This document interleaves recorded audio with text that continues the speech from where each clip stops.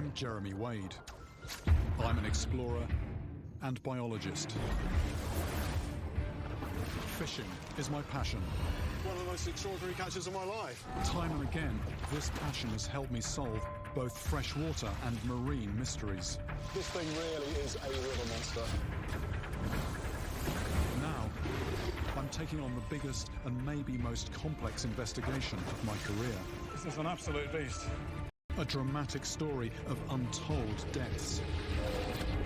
Of 2,500 souls shipwrecked in the mid-Atlantic. And the horrific fate of over 1,000 who never made it. The screaming, the screams were just terrible. A story that's never been fully told. Right here, fin on the surface. This investigation will lead me on a global journey to uncover what really happened in the water that night.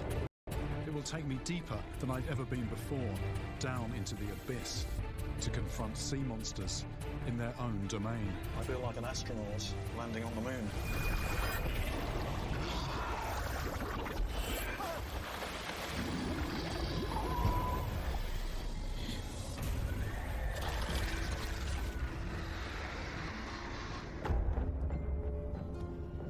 The sinking of the British passenger steamer RMS Laconia has haunted me since I first heard about it.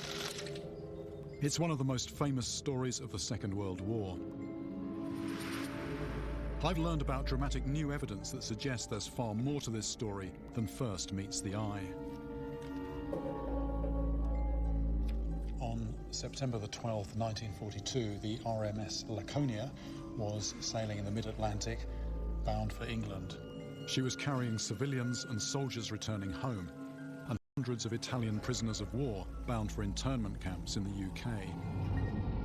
Several days from safety and hundreds of miles from land, she was attacked by a German U-boat. 2 torpedoes struck her starboard side in quick succession. The Laconia started to take in water fast. Accounts talk of stunned passengers and crew scrambling to escape. Italian POWs broke out of their holding cells and tried to force their way off the stricken ship. Some attempted to board the already overloaded lifeboats, but were fought off by Allied soldiers. The scene turned into a bloodbath. At first glance, this is an open and shut case. For decades, it has been assumed that most of the passengers and POWs drowned, and those who didn't were taken by sharks. But I've always wondered whether that was the whole story. My previous investigations have often shown that the answer is seldom what is first assumed. And now I have a chance to find the true culprits. Because buried deep inside this archive, I've discovered a forgotten cache of eyewitness accounts, full of clues that could turn this story on its head. Many hundreds of people ended up in the water where some mysteriously just disappeared, dragged beneath the surface with only their life jackets ever re-emerging. Bodies found by rescuers days later had been attacked by creatures in the water, and of those, a number showed bite marks that still don't point to any obvious perpetrator.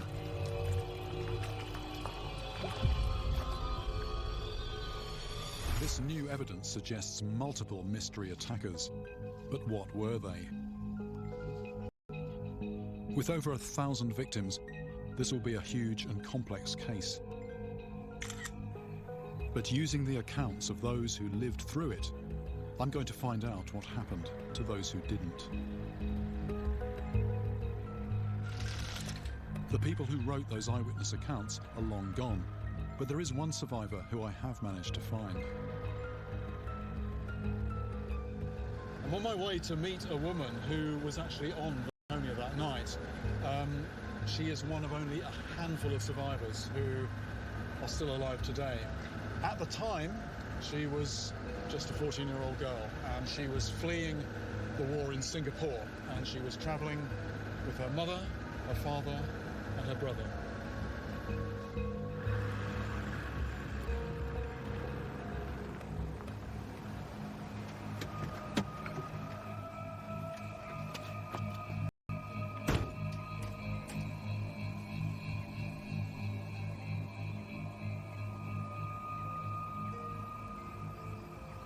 What happened when suddenly it was no longer normality on the boat at that point?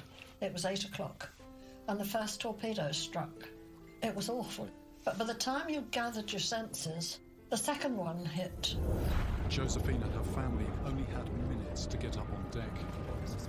My father threw the life jackets at us, and he said, "Come on, lifeboat stations." We dropped everything, rushed out of the cabin. The screams were just terrible. It was total chaos. They lowered our lifeboat to the sea, and the minute it hit the water, people were trying to climb into it as well. They were going to be pushed away. We couldn't take any more. I witnessed an Italian prisoner of war being shot by a man in our lifeboat. He was trying to get on and he was shot. That was war. War at its worst. So the men rowed, and they rowed, and they rowed. And we managed to get quite away from the ship. And when we looked, the stern came up, and then it went down, and then everywhere was pitch black. The next day, I realised the water was pink because there was so much blood. And that was when I realised that there were sharks, because you could see the tips of the fins at one stage, and then, you know, now and again you'd get one a bit nearer because they'd been circling the boat. It was awful.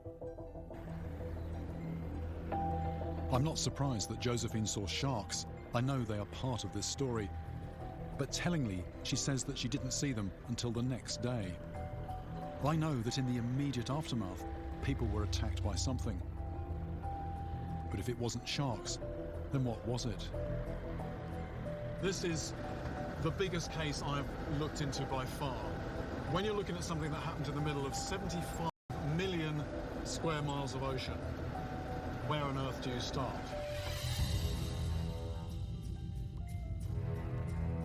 The Laconia's last recorded position was 5 degrees south and 11 degrees west in around 12,000 feet of water, 700 miles from mainland Africa. Trying to operate at the site of the sinking would be a logistical impossibility. But I get lucky. I receive permission to travel to a military base, a tiny speck of land just 250 miles from where the Laconia went down, known as Ascension Island. Ascension is one of the most remote islands anywhere on Earth. It's right slap bang in the middle of the Atlantic, sort of halfway between Africa and South America. But most importantly for me, it's the closest I can get to the scene of the incident. Ascension is a British and US military base, and travel to the island is heavily controlled. Evening. To Ascension? Yeah, Ascension, right here. Gaining access to Ascension is one thing, but now my whole investigation hinges on what fish I find when I get there.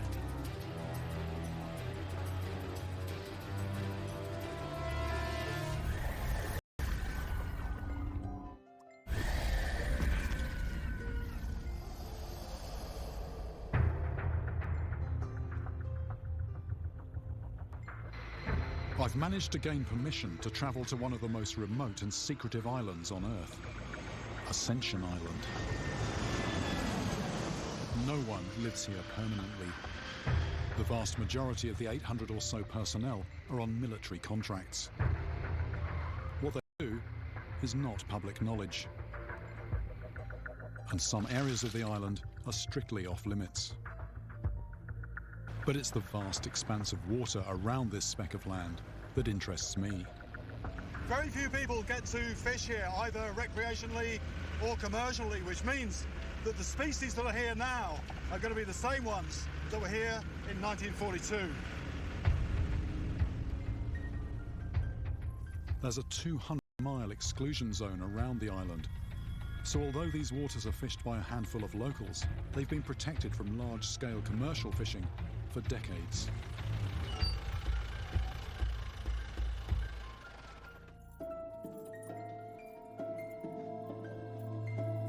To help me assemble a suspect list for the Laconia disaster, I've brought with me the eyewitness accounts from the archive.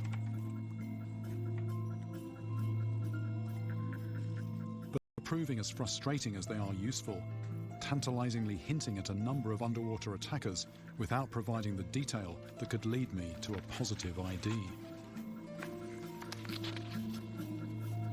But one thing does come across clearly, and it flies in the face of conventional wisdom in such cases.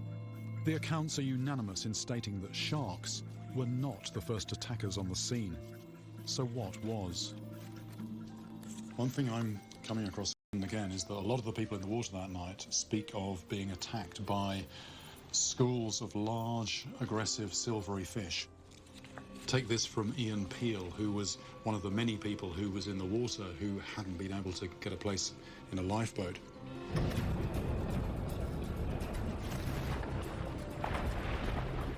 Immediately I heard cries of shark. But it wasn't a shark I saw, but huge numbers of large, silvery fish slicing and attacking at will. Even more formidable than a shark. The obvious culprit is the barracuda, a fish I've encountered before. But I can eliminate them from the suspect list because, ferocious as they are, they tend to school and hunt around coastal reefs, not in deep, open ocean.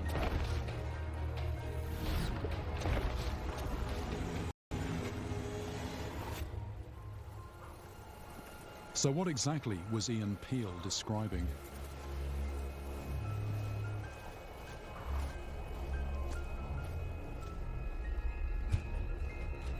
The mid-Atlantic is new territory for me, and I'm working with limited information. But somewhere out there's the silvery predator that was first on the Laconia scene, and I've got to work out a way to find it.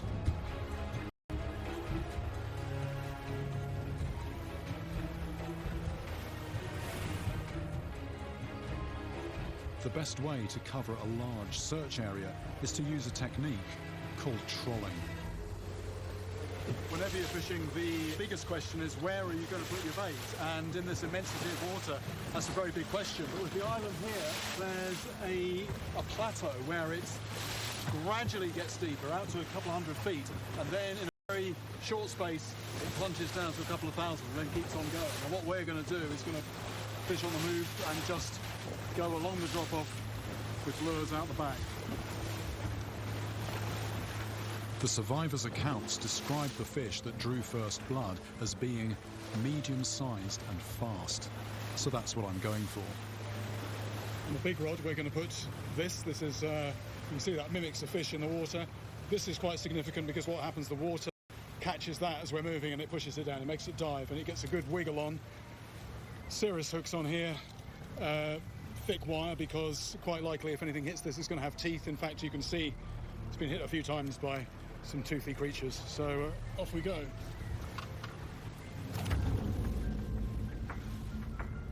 We work our way along the drop-off. To increase my chances of a take in the vast mid-Atlantic, I have two different lures working at the surface, two deeper down. The lures have definitely got the attention of the birds, so they've got to look fairly convincing. The fact is, it's something happening on the surface here which just triggers the attention. And we're hoping the same will happen beneath the surface as well, getting fish to come up and investigate. As first on the Laconia scene, my silvery suspect was clearly curious and quick. So who's going to be first to hit? Steaming away, steaming away.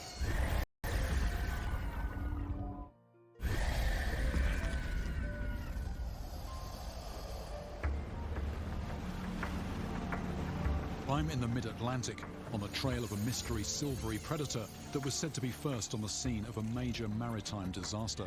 Screaming take. After trying different lures, I finally have a hit.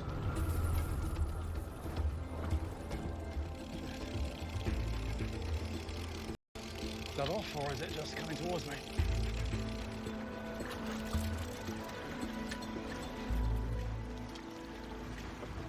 Yeah. That was hooked up for 20 seconds or so, but it came off. Sometimes happens.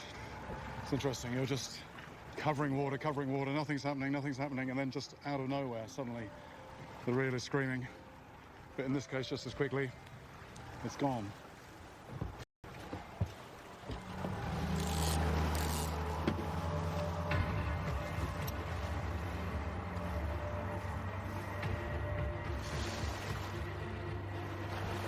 Dolphins beside the boat.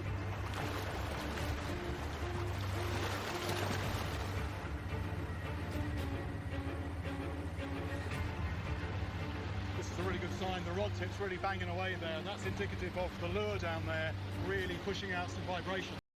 It's like the dinner gong going off, and I've got a good feeling about that.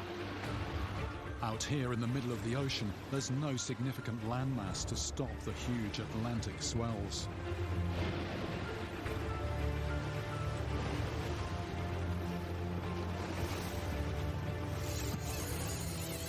Then another take on the same rod. This time, I'm hoping it will stay hooked. This is steaming away.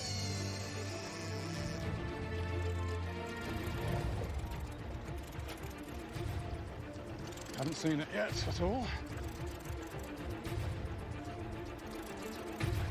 It's quite a rapid kick, whatever it is.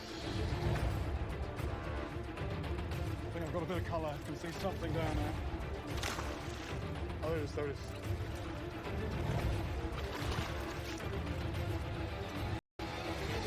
Yeah, there we go. I've landed a silvery fish and an energetic one. But is this the fish that drew first blood? Skipjack. It's almost like a bit of metal, isn't it? Amazing the energy it's got.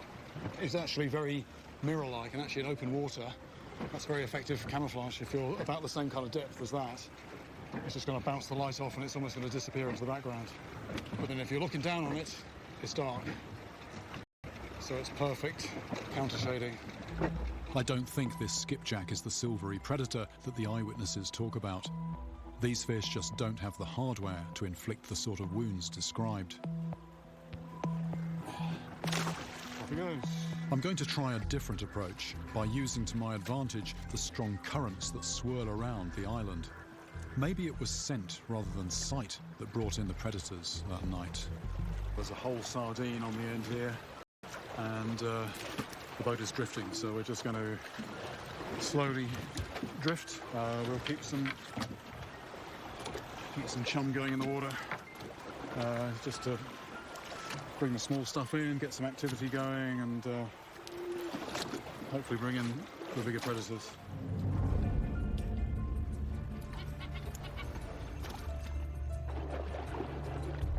Oils from these pieces of fish leave scent trails in the water. And the predators here quickly find my bait. Something fast almost empties my reel. Fish took right next to the boat. Look at that thing go, leaping in the air.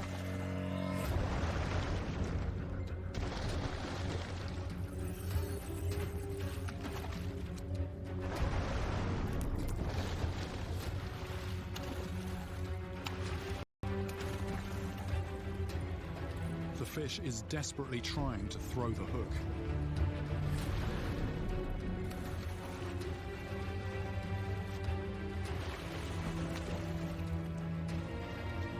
Then my line goes slack. Oh, it's still there. It's just running towards me.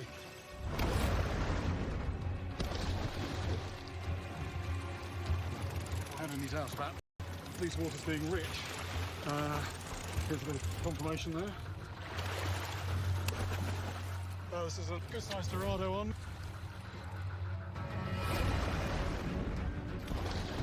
This clearly isn't a silvery assailant, but it is a powerful predator in its own right and worth a closer look. Beautiful fish, look at that. Dorado means gold, but look at all the blue on there. Also known as mahi-mahi dolphin fish. Those acrobatic leaps are totally in character for a hunter that takes out flying fish. It's still got a lot of strength, actually. I can feel it flexing. But despite their obvious strength and agility, Dorados have never been known to pose a threat to humans. Off he goes. Oof, strong fish. These waters are teeming with predators, but so far my catches don't match the descriptions in the eyewitness reports. Doubts are creeping into my mind. The information I have is just too scant. My search parameters are too wide. Given the richness of these waters and the sheer scale of the search area, I need to somehow narrow my focus to stand any chance of catching this elusive killer. I go back to the eyewitness accounts and come across one with an interesting clue. Jim McLaughlin was deep inside the ship when the first torpedo hit. He writes that the noise was crushing, but it felt like he'd been punched in the head by a powerful fist of sound, turning his head to putty. He goes on to say that inside the Laconia, pandemonium had erupted. People screaming, everyone pushing and shoving, clutching at his legs. Some falling back into the darkness of the hold below. Jim made it off the stricken Laconia to the relative safety of an emergency raft, but it's in the water where his problems really began. He writes that he was resting on the raft, alone in the pitch dark of the night, when suddenly he felt the most excruciating pain in his left calf. He drew his legs onto the raft in blind panic, and his first thought was that he'd been bitten by a shark. But when he looked down at his calf, he saw gruesome, fang-like puncture marks.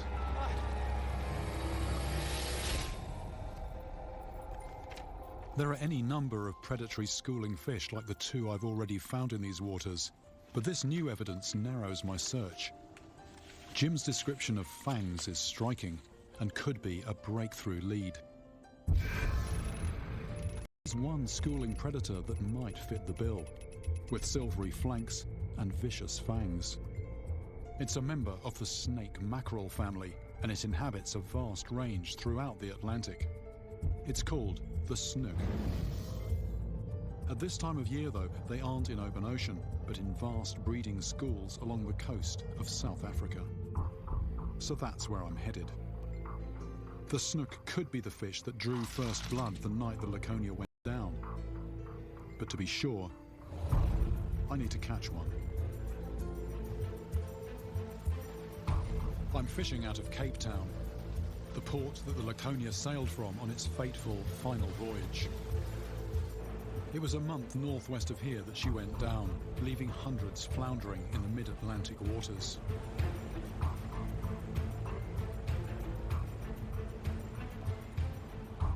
Now, the snook are normally out in the open ocean, middle of the Atlantic, but at certain times of year they do come in close to land, and I'm told that right now, at this time of year, if I go fishing in the water here, I stand a chance of catching one and having a good look at one.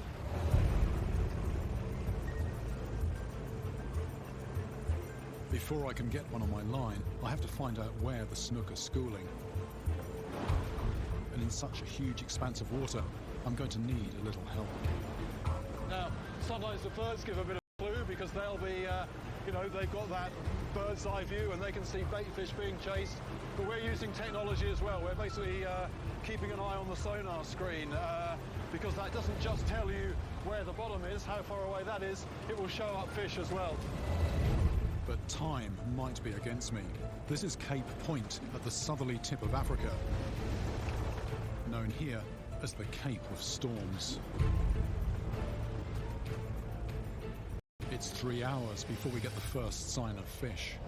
Are they still there? He's right here, he's right under us. According to the sonar, we're right above a school of fish.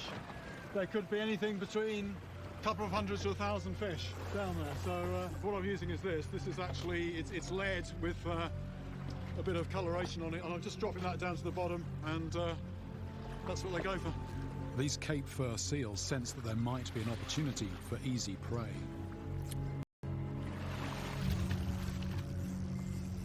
Let's see what happens when a small bait fish imitation runs the gauntlet. The sonar only tells me so much. I know there's fish down there, but are they snook?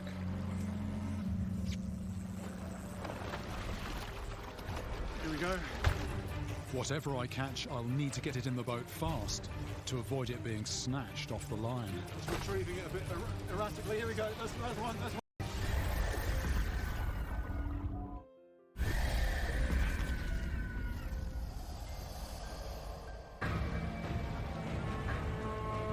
I'm off the coast of South Africa, attempting to find out what happened to passengers of the doomed RMS Laconia. Here we go. I'm chasing down a fanged open-ocean predator, the probable match for what some eyewitnesses described seeing in the water that night. Just retrieving a bit erratically. Here we go. There's one. There's one.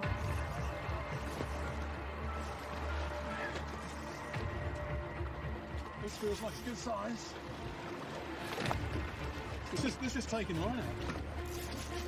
This fish is stronger than I anticipated. I'm trying to bring it in quickly because there's seals around. That's the problem. There it is. There it is. There it is.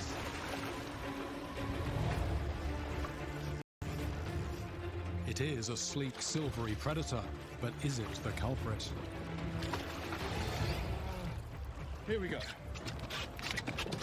Right. I'm being very careful actually not to get too close to this because not only has it got very sharp teeth, but also apparently if one of these does bite you, if it draws blood, there's anticoagulant there, you just won't stop bleeding for hours. So I'm looking as close as I dare, but not too close. But this is what I came here all this way for. Open ocean, schooling fish, they're fast, predatory. Was this the silvery fish that they were talking about, the survivors of the Laconia? And in terms of puncture marks, well, that is going to cause a puncture mark. What I'm seeing now does indeed point to snook being the first fish on the scene the night the Laconia went down. Whether it was just chance or the commotion of hundreds of people thrashing on the surface that brought them in, we'll never know. But it appears that the people in the water encountered a school of these fanged, ferocious fish. Snook aren't going to kill you, but perhaps their activity helped to call in other predators. I've landed one suspect, but I've got unfinished business back at Ascension Island, because the more I dig into the eyewitness accounts, the more they reveal.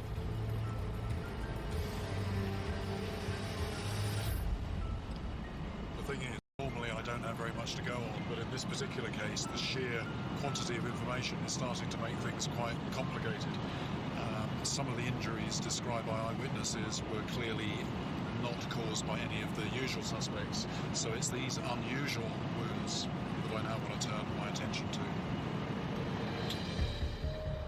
One account is particularly interesting. 5 days after the Laconia was sunk, a French rescue vessel arrived at the scene to search for survivors. Some of the bodies they pulled out were covered in highly unusual bite marks. In the words of the account, these were neat round holes, as if made by a punch. But then I see something matching this description with my own eyes. And fishermen here tell me that this is not uncommon. This fresh one? Look at these marks on this Dorado. Circular wound here, another one here, the beginnings of one there, and on the other side. These are all fresh. These are caused by something called a cookie cutter shark, which is a small species of shark. It lives fairly deep down during the daytime, but what it does, it comes up at night, and it's a sort of a sneak, stealth attacker. I mean, you think of a Dorado, this is a fast fish. You know, normally you're not going to catch one of these things, but the cookie cutter comes in very quickly, and it bites a very clean plug of flesh out of it. I want to learn more about this elusive and unusual creature.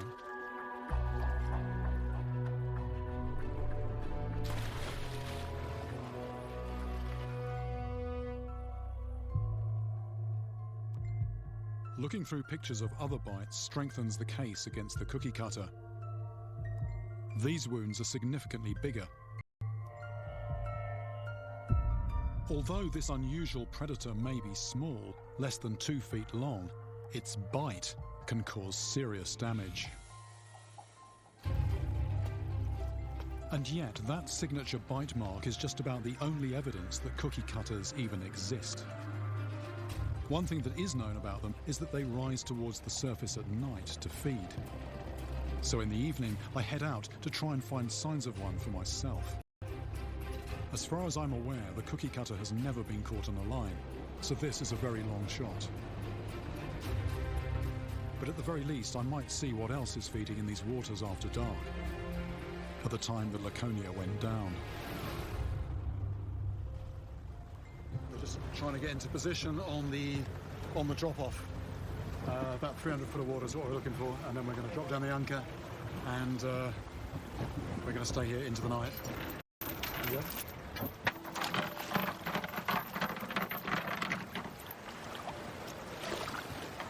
The Laconia was hit at around 8 p.m. and sank by 9:30, leaving its stranded passengers with a full night of horror ahead. Here on the equator, you don't get long evenings. It gets dark very quickly, sort of 7 o'clock-ish, something like that. And now, 9:30, pitch dark, has been for a couple of hours.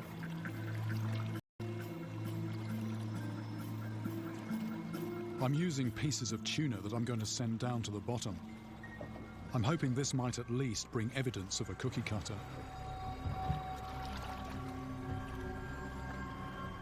The Atlantic at night is eerily quiet, and apart from the small pool of light from our boat, pitch black.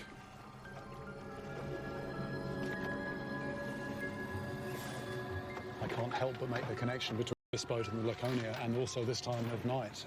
This is about the time of night that the boat went down, and those hundreds of people ended up in this water.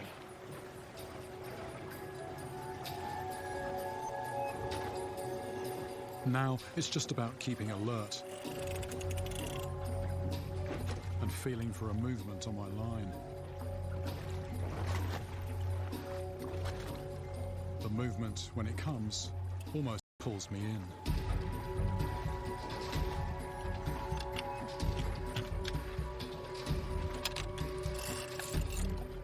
It's quite a rapid tail beat on that.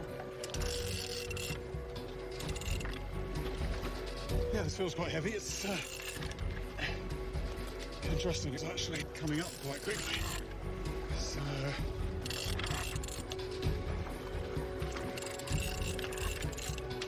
here we go. Wow.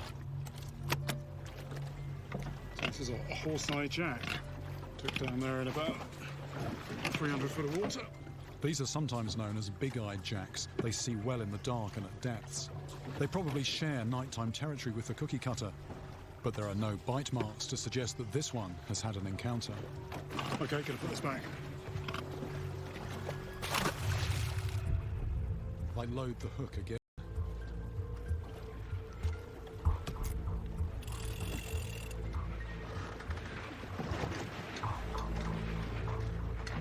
And it's not long before something else takes the bait. After its initial pull, it suddenly develops an extraordinary burst of power. It's going. Right. Oh, it's just going, it's just going, it's just going, it's going, it's going. It's going. It takes everything I've got to stop it.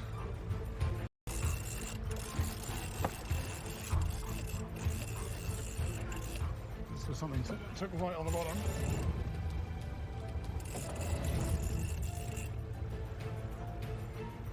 There we go, here it is, there it is. What's that?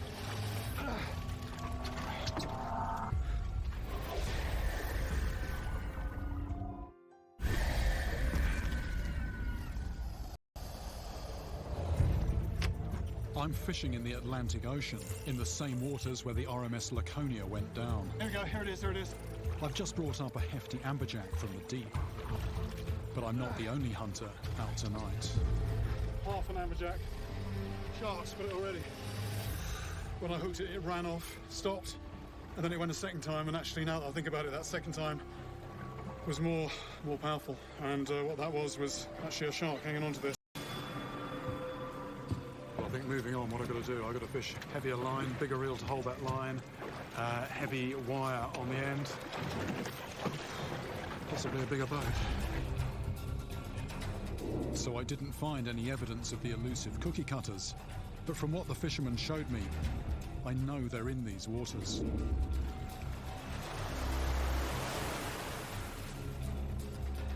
The question facing me now is what's down there that can bite a 25-pound fish clean in half. Whatever it was that attacked the struggling fish on my line last night was brought in by the vibrations it was sending out. But in the pitch black of night, it's impossible to know what is really going on. I want to recreate that same scenario in daylight to try to understand the chain of events that brings in the bigger predators. Most of the island is pretty exposed, big swells, big waves, but this spot here, it's also very good in terms of water clarity. It's a bit like an aquarium, so this could be a good place to do a bit of an experiment.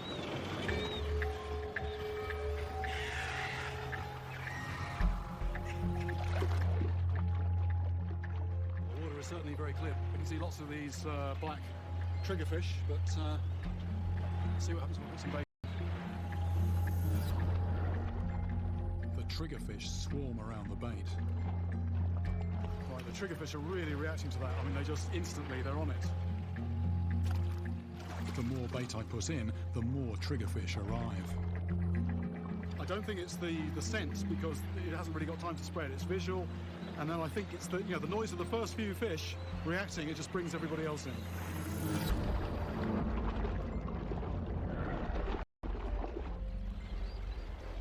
See on the periphery of this, there's other fish coming in. Just the commotion of these fish it's not just the bait hitting the water, it's the reaction of the other fish to it.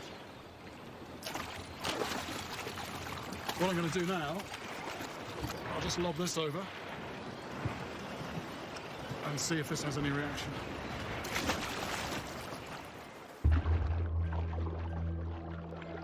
My small-scale feeding frenzy hasn't attracted any larger predators. Then suddenly, that changes.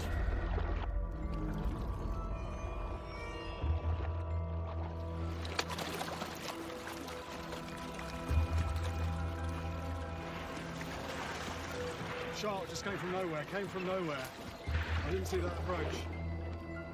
Sharks are alive. It's right under the boat, There's one here.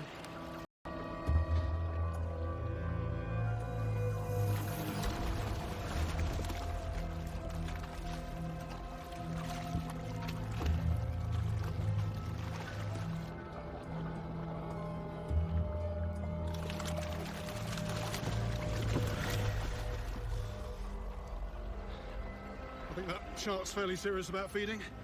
Very close to the boat, very close to people.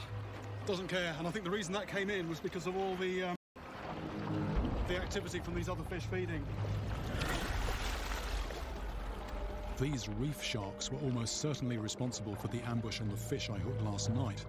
And on a small scale, this is a visceral demonstration of how a commotion in the water can quickly escalate into a feeding frenzy.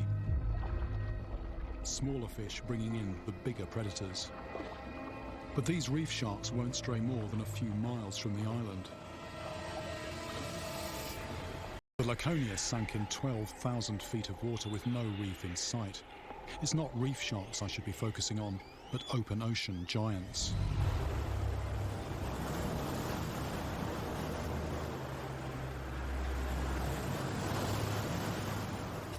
To get a real understanding of what might have attacked the Laconia victims that night, I need to find out what kinds of sharks hunt in these deeper waters.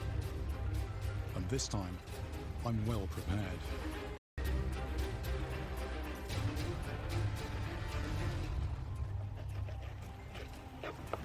Just getting some chum cut up to go in the water. Just small bits of fish, which we'll just keep trickling in there at intervals. This creates a certain amount of scent in the water, but the other thing it does, it will bring in small fish, and then the activity of those will bring in larger fish.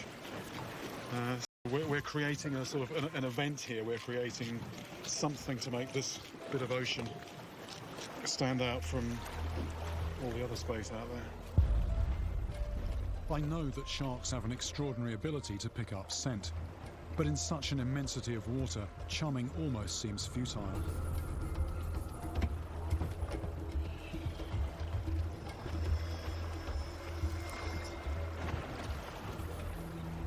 But I keep the chain going in, which keeps the bait fish feeding near the boat. Then I get a faint movement on the line. Oh, there's a knock, there's a knock. Whatever has taken the bait speeds off.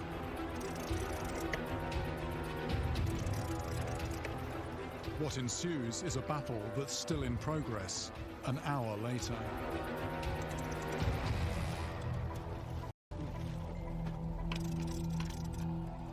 I winch it in, turn by painful turn.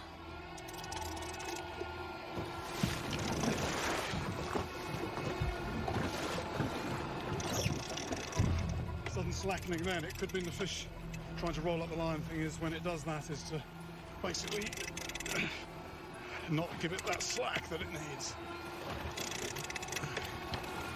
Taking line again. Which way is it going? I think it's still here. Yeah, we're close, we're close. That's the leader knot. You can see the fish down there.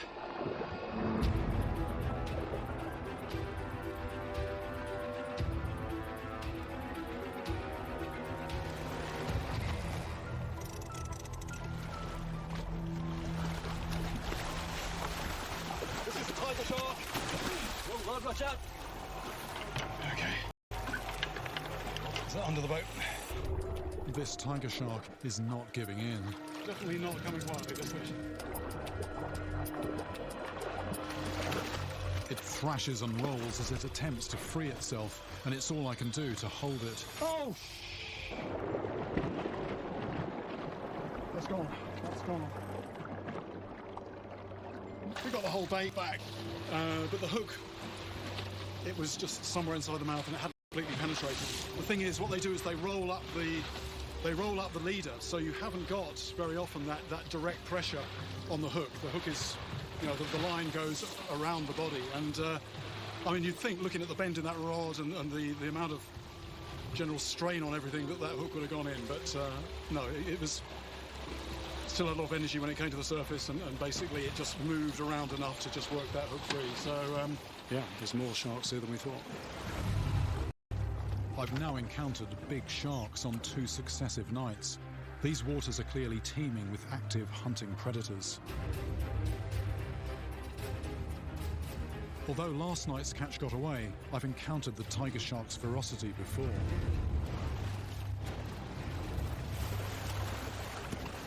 this is tiger shark, and this is a big one. I have little doubt that the Laconia victims would have had to contend with this powerful predator.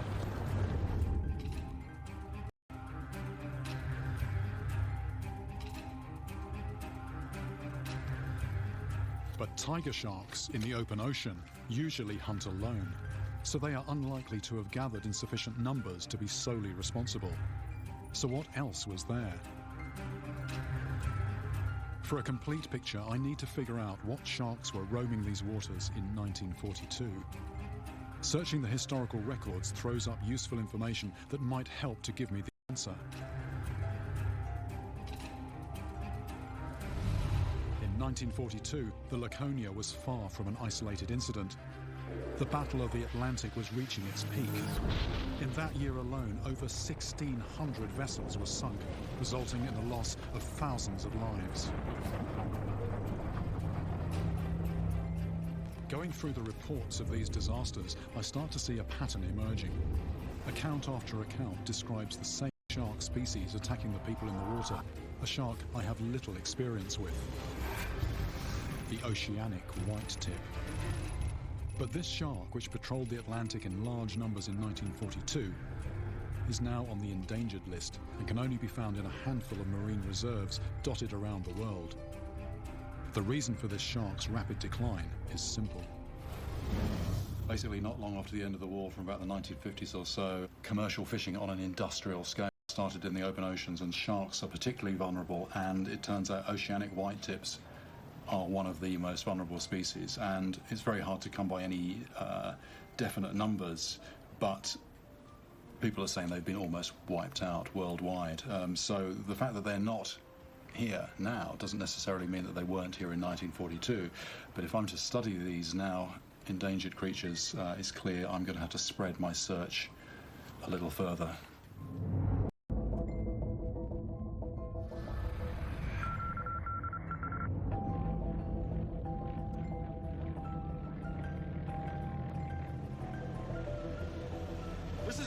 numbers, and this is one of the few places left on Earth where there is still a relatively healthy population of oceanic whitetips. Although it's clear that sharks are a big part of this investigation, and I think there's enough historic evidence to put oceanic whitetips in the dock, there's still one question about their involvement that needs answering. According to the Laconia eyewitness accounts, sharks didn't show up until many hours after the sinking. The question I want to answer is why. The Laconia sank in a huge expanse of open ocean where there would undoubtedly have been lone hunting oceanic whitetips. But the chances of a large number of sharks being in the exact location where the Laconia sank at that exact time are slim. So what was it that called in these lone sharks in the vastness of the mid-Atlantic? I think there's a clue in the eyewitness accounts. Take this from squadron leader L.J. Peters, who along with hundreds of others was fighting for his life in the water that night. Pete swam some distance away from the stricken vessel. By the time he stopped and looked back, the Laconia was almost gone, and he found himself surrounded by debris and burning oil on the surface. Then, beneath him, he goes on to write, he heard two huge, booming explosions.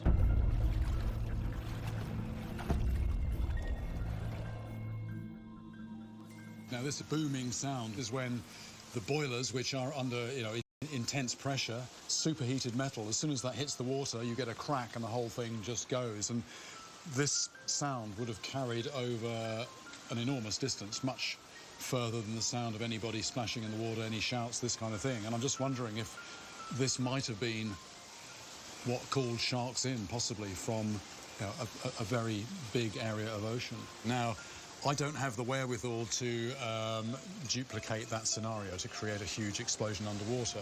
But maybe there is a way that I can investigate the effect that sound has on sharks. And maybe this is going to help me. This is a waterproof underwater speaker. And if the weather's day tomorrow, if I can get out on the water, this might just give me some answers. I want to investigate whether the sound of the Laconia's boilers exploding underwater could have brought in sharks from a distance. My plan is to do this using an underwater speaker. Once we're far enough away from the island reef, we'll stop the boat's engines and I'll continue silently by kayak.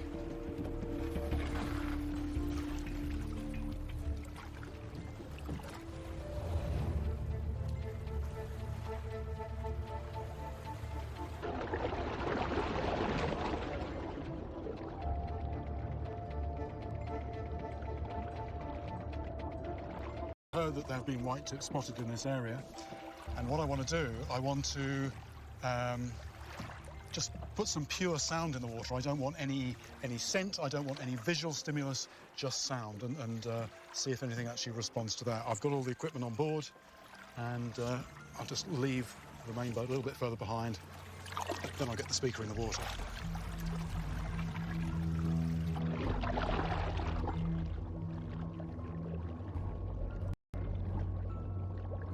As the name suggests, oceanic whitetips are true open ocean predators. They are able to travel huge distances between feeding when prey is scarce. In the vast expanses of water they travel through, they are constantly on the alert for any unusual occurrence. I'm going to test whether sound in the water can bring sharks in to investigate the source.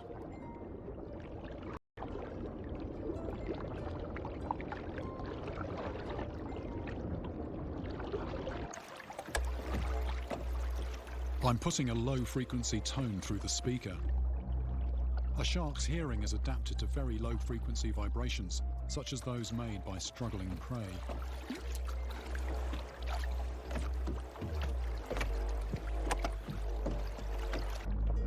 The sound from this speaker has an underwater range of around 800 feet, spreading out in 3 dimensions. That equates to over 80 million cubic feet of water. Now, all I have to do is wait.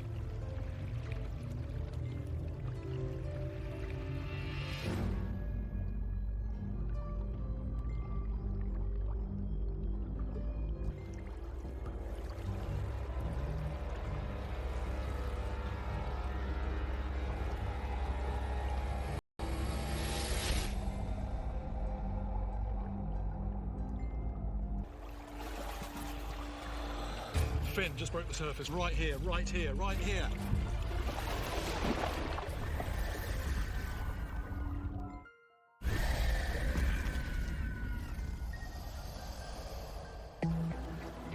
I'm investigating what happened to hundreds of people who ended up in the water after their ship sank in the middle of the Atlantic in 1942. I want to find out whether sharks could have been brought to the scene by the sound of the ship's boilers exploding underwater. Fin just broke the surface right there. To test this theory, I'm not using bait or blood to attract sharks, just sound. There's one right here, heading this way. I'm guessing about 6 foot under the water.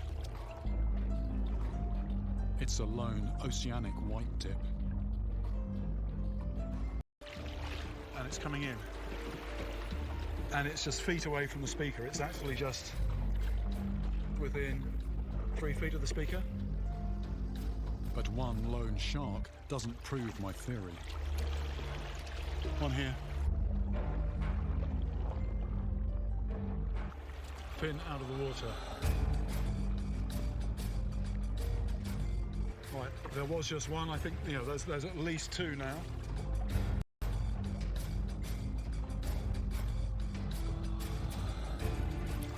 Ah, right by the speaker, just 2-3 feet away. I think if I was actually in the water, that would be very ominous to see that. I mean, I'm safely, or relatively safely, clear of the water at the moment, but these sharks are definitely interested. They've come in from, I don't know where they were, but they've come in to check out the situation. And the sharks aren't leaving. They're sticking close to the speaker.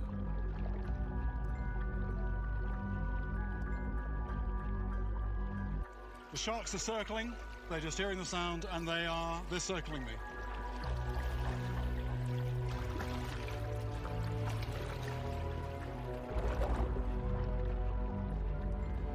I'm encouraged that this experiment appears to be working, but I'm now surrounded by sharks longer than my tiny kayak. I'm a little worried they're becoming too interested in me. Right here, fin on the surface, going down. I get the feeling that I'm being followed.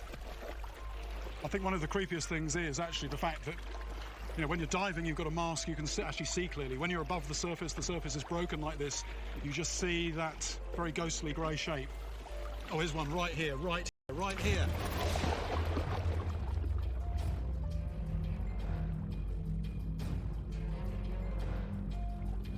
And it's coming back. I've drawn in oceanic white-tip sharks from a distance. But without an obvious food source, they've started to turn their attention to the kayak. It's time to turn the speaker off. Eventually, the sharks lose interest in both the speaker and my kayak.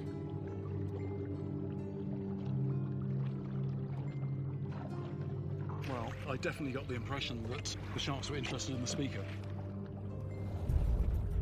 For me, the evidence seems to suggest that the night the Laconia went down, the sound of the boilers exploding brought these sharks in from a large distance. Once at closer range, they detected the melee at the surface. But this case isn't solved yet. I'm uncovering evidence that suggests that, as well as oceanic white-tips, a bigger and more elusive predator came to investigate that night. This is an absolute beast. An absolute beast.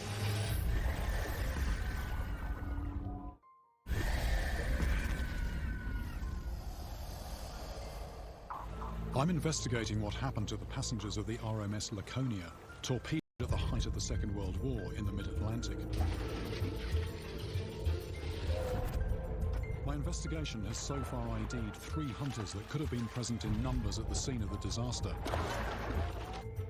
The snook, the cookie-cutter shark, and the oceanic white-tip. But I'm uncovering evidence that a much bigger predator may have been there that night. I'm back in the area where the Laconia sank, because this investigation has one last twist.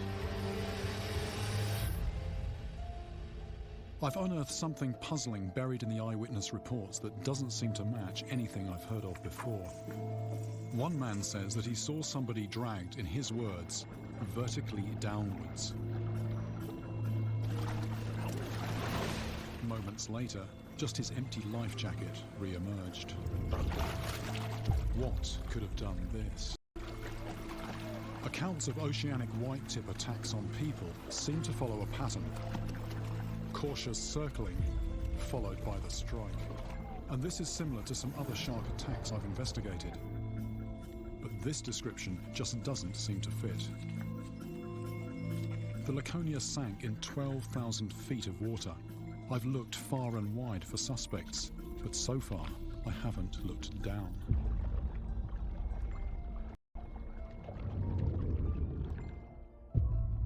A memory surfaces. I've seen photographs of monster sharks snagged in the nets of Atlantic deep-sea trawlers. Huge, bizarre creatures that belong to another world. Are these the creatures I'm now looking for? Were the victims of the Laconia dragged down by a leviathan of the deep? My plan is to head out deep ocean, off the coast of Ascension Island, as close as I can to where the Laconia sank, and fish as deep as my line will allow to see what will take my bait.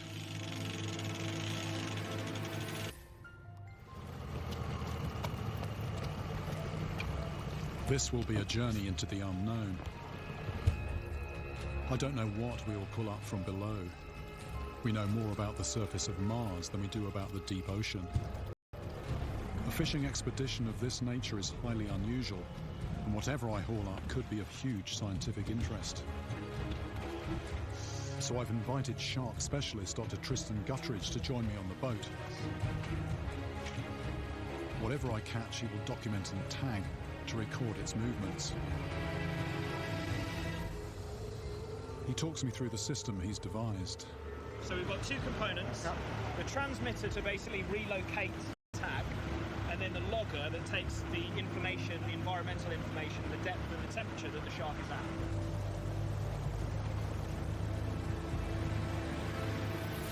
Fishing the depths of the Atlantic won't be easy. And catching a real-life sea monster takes big gear. Big circle hook on the end, attached to about 30 foot of nylon-coated steel wire.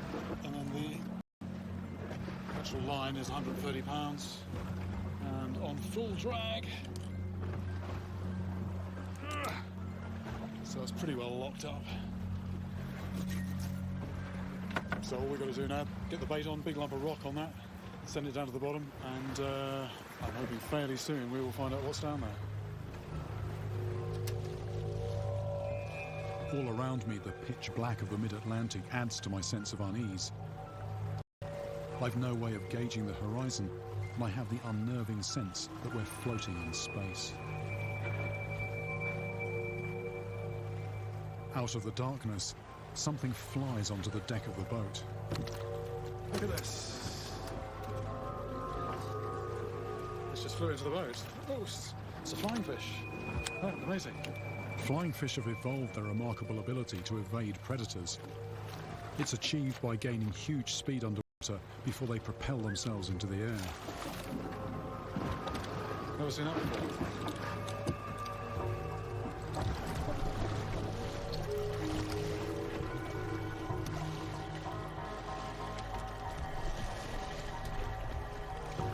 We rig underwater cameras to record anything on its way up to the boat.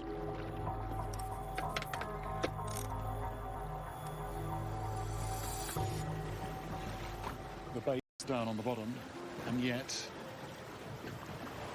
anything that happens down there will be transmitted up. The rod top will move, and I could also feel it through my fingertips.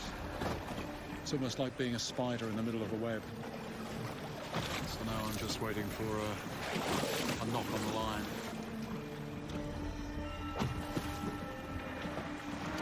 In preparation for something huge, I put on a fishing harness. But if I'm honest, I don't really know what monsters will be lurking at these depths.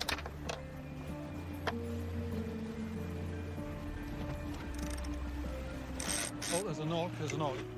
Then I feel the gentlest of knocks on the line before the reel on full drag screams off. It's going, oh, that is going at speed.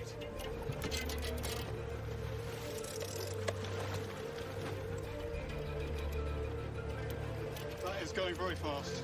Whatever has taken the bait down on the bottom has really taken off. Oh, here we go. Like a tail banging the line.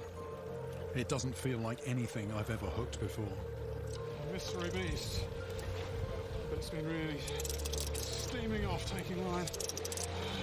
That's a very strong fish. I mean, that is a very strong animal. Very strong animal.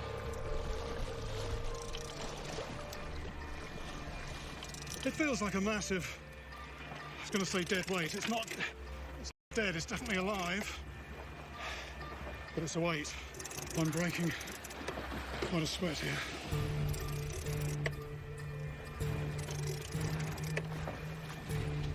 Not really gaining anything at the moment.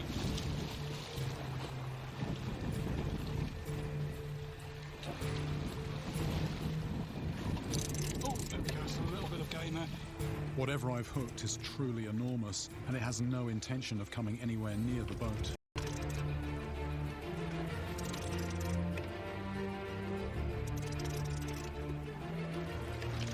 After nearly an hour of struggle, I might finally see my opponent. Whatever it is now close to the surface. You can see something down there. A very indistinct outline. But nothing prepares me for what is revealed on the end of my line. What is that?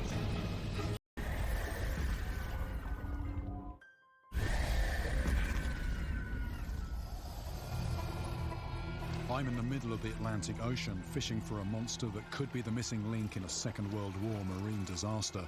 I'm fishing in very deep water, and something huge has taken my bait. One way or another, this is sort of end game. But nothing prepares me for what is on the end of my line. There's the fish. There it is. What I've raised from the deep twists and turns on the line. It's like nothing I've ever seen before. What is that? It's easily longer than the width of our boat. I estimate around 12 to 14 feet long. That's a big old fish. Well hooked. Woo! Right. Shark scientist Tristan identifies it as a 6-gill shark, a primitive creature that inhabits the deep ocean.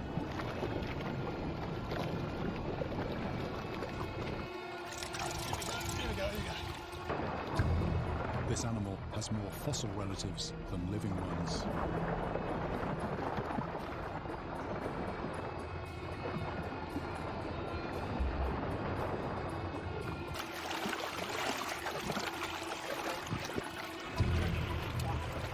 This is an absolute beast. An absolute beast. It's an incredible opportunity for Tristan. A deep-sea giant like this has never been tagged here before, and the information we might gain could be vital to my investigation. But we only have a short time to get a tag in. That's right. Quick. Yes. See that? Fantastic. Tristan has to rope the tail to get some degree of control. Then he can insert the tag into its dorsal fin. Do you want those? Yeah, that's it. So this is 48 hours, then it'll pop off, is that the idea? Yeah, this is 48 hours, and this will log temperature, depth and light, and then pop off. That's in? Yeah. Fantastic.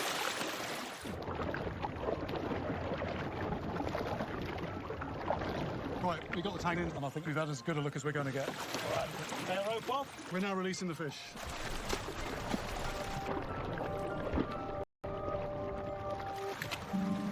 Go. Massive fish, and a creature of the abyss. With the shark released, it begins its long journey back to the depths, taking with it the tag that we hope will give us a unique insight into its movements. Is this the first time tags of that kind have been used here, as far as you know? First time anyone's ever put a satellite tag on a 6-gill in Ascension Island. So it'll be very exciting to see what this animal does. We have a reliable estimate of well over £1,000, you know, something like £1,100. That is actually the biggest fish that I've ever caught. It's a very special place, very special catch. But thrilling as this catch was, I still can't place these leviathans at the scene of the Laconia's sinking. These are creatures of the deep. What would they have been doing near the surface?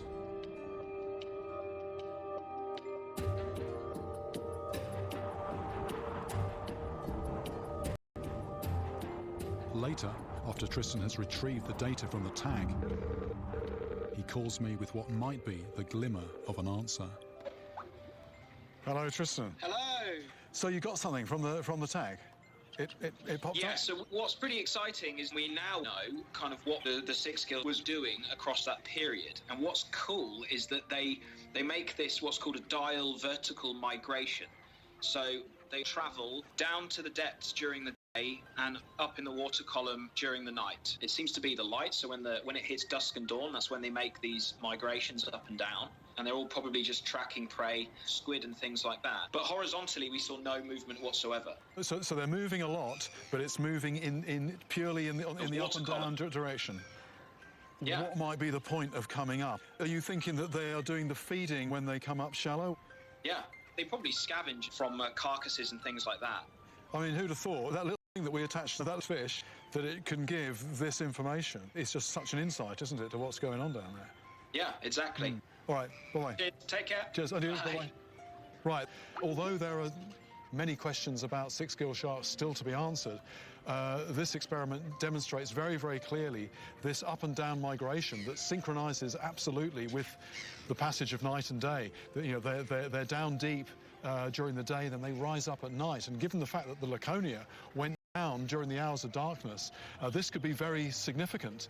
The only thing is, despite all this amazing technology we've been using, the one thing that it can't tell us is whether six-gill sharks would actually feed on humans. I have been known to use myself as human bait. This time, I think I'll pass. But I think I've found a way to do the next best thing.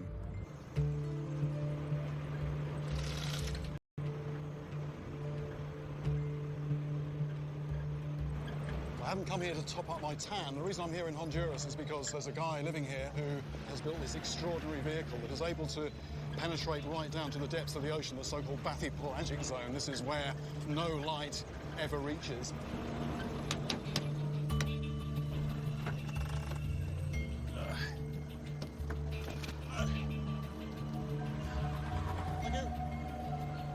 I've arranged to meet Carl Stanley, owner, builder and captain of the Idabel, a two-man submarine capable of descending to over 2,500 feet. We're going to attach a dead pig to the front of the sub as bait. As I learned from a former cannibal tribe in the South Pacific, pig meat tastes a lot like human flesh. I want to find out if this will bring in the six gills.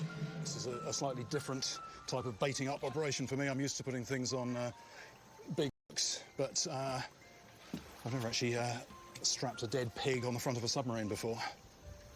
Normally when I'm fishing, I'm a long way away from the bait and I just get a tactile or maybe an audible indication that something's down there, and at that point I generally don't know what it is, but I'm going to be sitting literally a few feet away from this. So if something comes along and shows an interest in this, I'm going to have a ringside seat. I'm just a couple of feet away. This is the pressure hull, and that's made out of 3 high-strength steel spheres. Right, so I'm in that bit there, and is that where you're driving it from? Yes. I'm not ashamed to admit that mixed with my excitement is mounting apprehension. That's where I'm going. It's a wee bit claustrophobic, and under 2,000 feet of water, it's going to be a whole new level of that.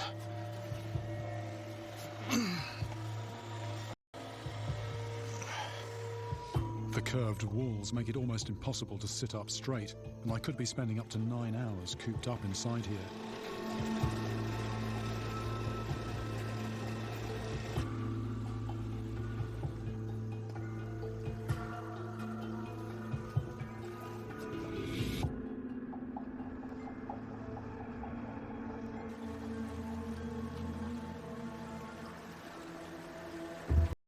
I'm positioned up front at Carl's feet in what he has dubbed the passenger sphere, which is a cramped 54 inches wide.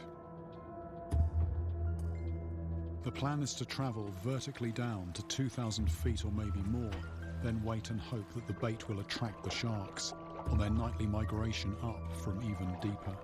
We're going down into the Cayman Trench, which at its deepest is about 25,000 feet. We're not going quite that deep, but probably a couple of thousand, and I've been told to expect a vertical journey of about 45 minutes.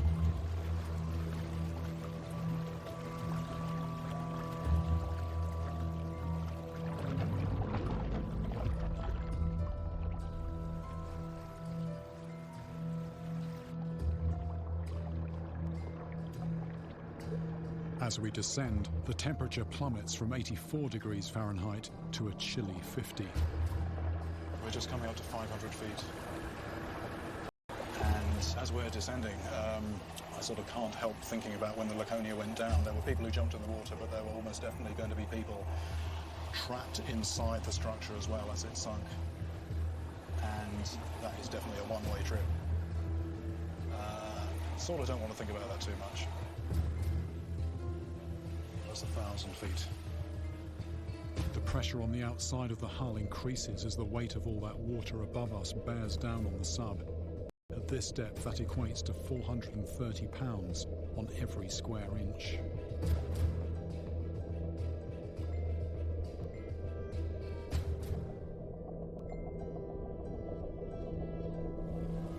We've got lights on the sub, so the water here is illuminated, but looking up, I mean, the surface is long past being visible, and where we're actually going, it's where we're going to the edge of the bathypelagic zone. This is where even during the daytime no light reaches down here. The water basically swallows up the light, so it's a very unfamiliar type of space. It's not like the rest of the world.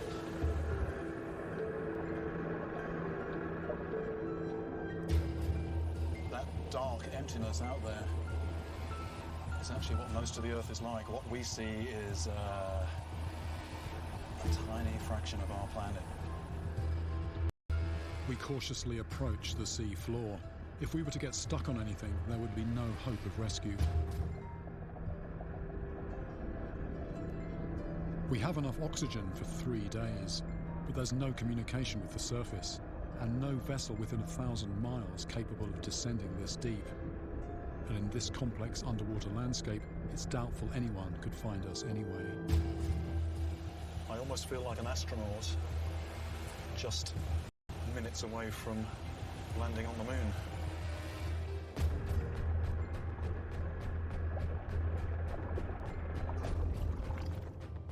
My first glimpse of life down here, a sculptured lobster.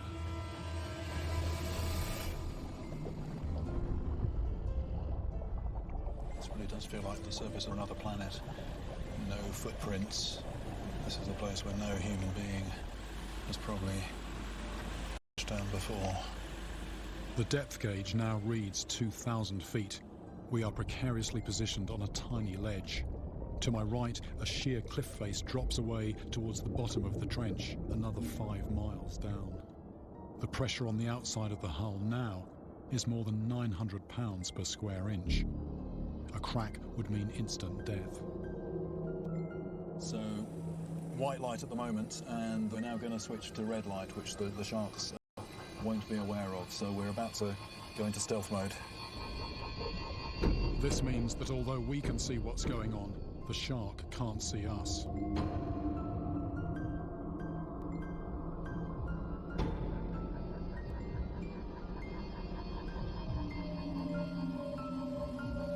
So what we do now is we wait. Hagfish coming right in front of us.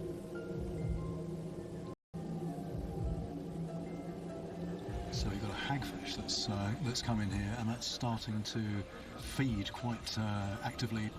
What that's doing, that's stirring up a cloud of scent in the water. There's giant isopods scuttling around as well, which have obviously got wind of something happening here. So there will be a cloud of scent slowly spreading out in the water, and what we're hoping is that that's going to call in the sharks. Isopods have been observed going 5 years between meals, and in this environment they live in a perpetual state of semi-hibernation.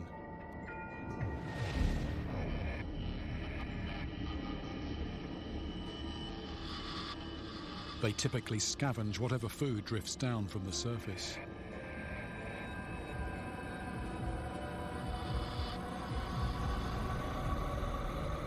Shark, shark, shark, shark. We've got a shark.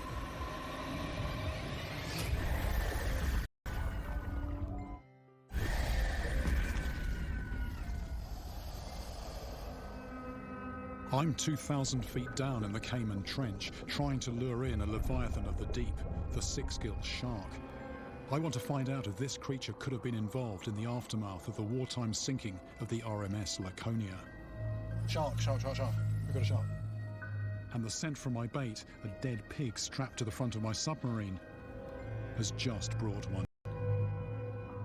Very faint, almost ghost-like, just drifting left to right, just on the edge of visibility. But I'm guessing that wasn't just a sort of a coincidental drift by. I think it's probably picking up the scent. It's turning round, it's turning round.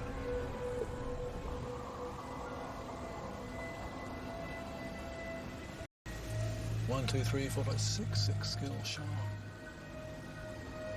Wow. That's a big animal. Big animal. I have to remind myself that although I can see it, the shark can't register red light, so it cannot see me or the bait. Oh, here it comes right over our head. And since we're not making any sound, it has found us using its sense of scent. It's now coming towards us, and it seems to be very slowly zeroing in. Is it going to feed?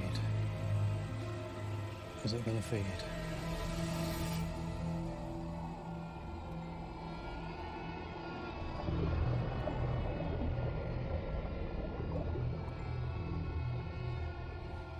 Where's it gone now?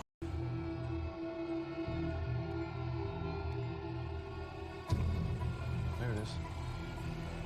It's coming round again. It's coming into the bait. It's coming in. This looks quite purposeful. Look at that. Wow.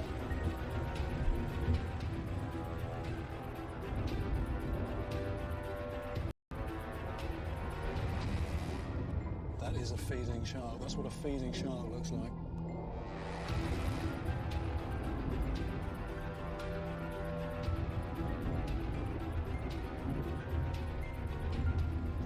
It's moving the whole sub, and it's actually moving the whole sub.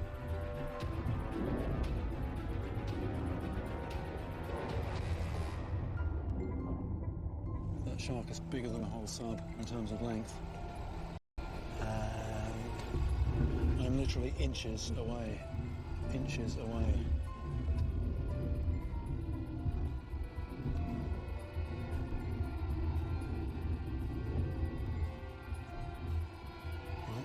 It's fair to say it's got the taste for the bait.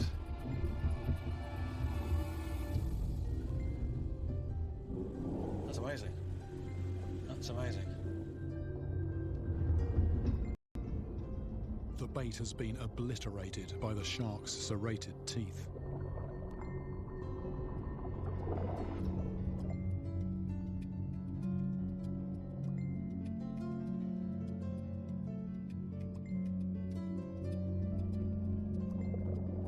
Like a ghost, it vanishes into the darkness.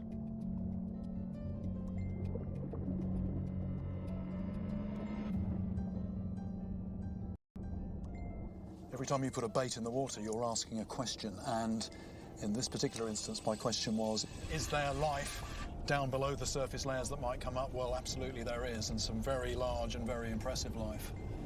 And I have to say that I'm even less comfortable about being down here, so I think it's high time now to get back to the surface.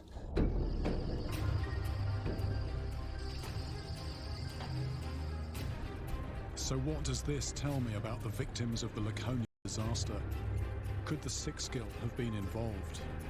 What I do know is that these rarely observed giants inhabit the same waters where the Laconia sank. They rise towards the surface at night, the time when many hundreds of people were flailing in the water, and from what I've just witnessed, they tear into flesh with gusto.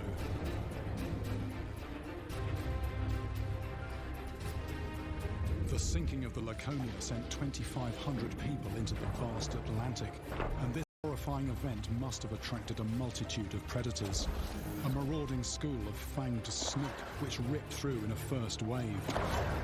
Then bloodthirsty parasitic cookie-cutter sharks that cut precision bites. And later, tiger sharks and oceanic white-tips, drawn in first by the sound of the ship's exploding boilers, and then by the blood in the water.